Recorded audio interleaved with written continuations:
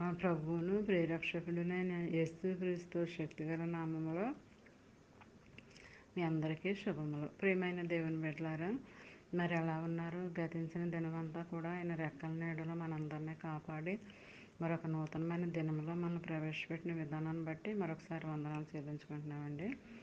మరి ఈ దినము దేవుడు మనకిస్తున్న వాగ్దానము కీర్తన గ్రంథము 25వ అధ్యాయము 17వ వచనం.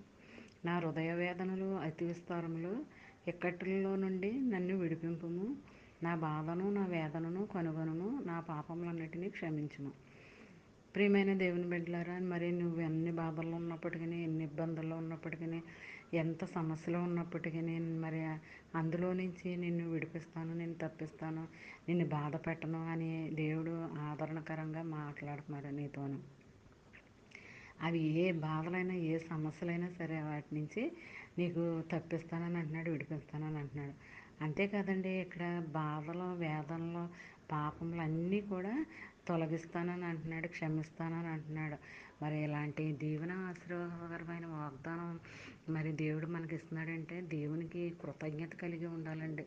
మనం చేసిన పాపాలు మరి అవన్నీ కూడా ఆయన అనుభవించాడు, శిలువ మీద భరించాడు, శ్రమ పొందాడు, శరీరాన్ని అలగొట్టుకున్నాడు, ఆయన రక్తాన్ని కార్చాడు. మరి ఇలాంటి విలువైన మరణాన్ని దేవుడు మన కొరకు ఆయన అర్పించినప్పుడు మనము ఆయనకి ఏం చేయాలి మనం?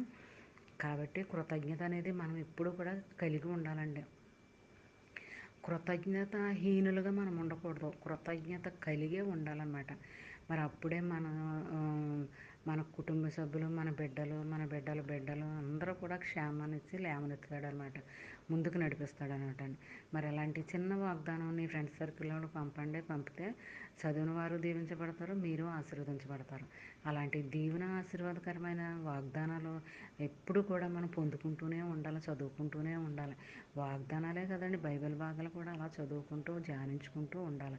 ఓ పక్క ప్రార్థన చేసుకుంటూ ఉండాలి. ఇలా చేసుకున్నట్లయితే నీ జీవితం ఎంతగానో దేవుని ఆశీర్వదిస్తూనే ఉంటాడు. అలాంటి ఆశీర్వాదాలు మనము, నీవు నేను మనమందరం పొందుకోవాలని కోరుకుంటూ, ఆమేన్. God bless you.